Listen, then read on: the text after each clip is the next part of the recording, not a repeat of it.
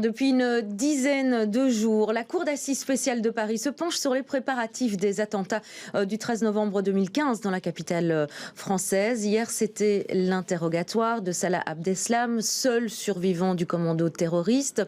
Le climat de son audition a été très tendu, Camille Tanquin.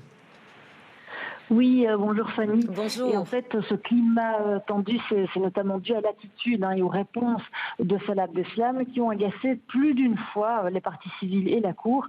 Du coup, bien certaines parties civiles ont commencé en fait à applaudir les réponses de Salah Abdeslam de façon ironique, bien sûr. Et à la fin de la journée, les avocats de la défense ont même tous quitté la salle. Bref, en 6 mois, c'était la première fois que c'était aussi tendu. Alors concrètement, qu'est-ce qui s'est passé?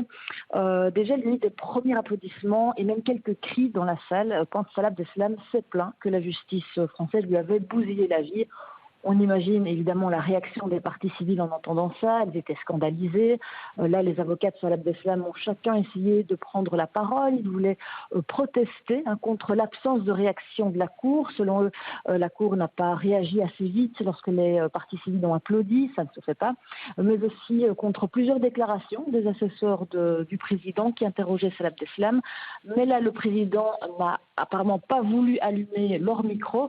Donc, pour que l'audience reprenne plus sereinement, le président a tout simplement suspendu l'audience et ça recommence maintenant, ou en tout cas ça devrait recommencer dans quelques minutes.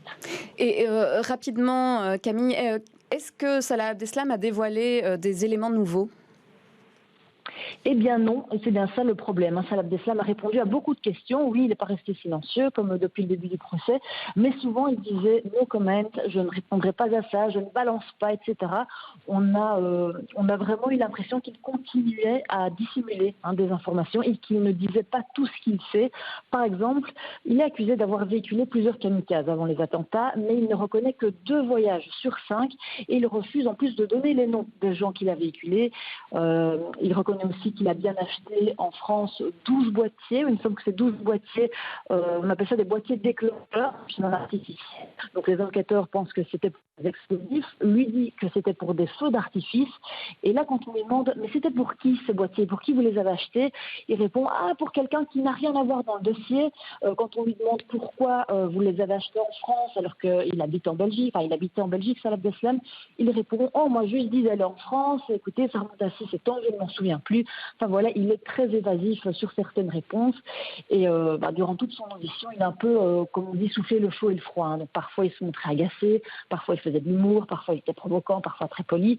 C'est une attitude qui n'a pas vraiment plu à la Cour ni à certaines parties civiles. Et donc aujourd'hui, l'audience, comme je l'ai dit, va reprendre dans quelques instants et on l'espère cette fois dans le calme.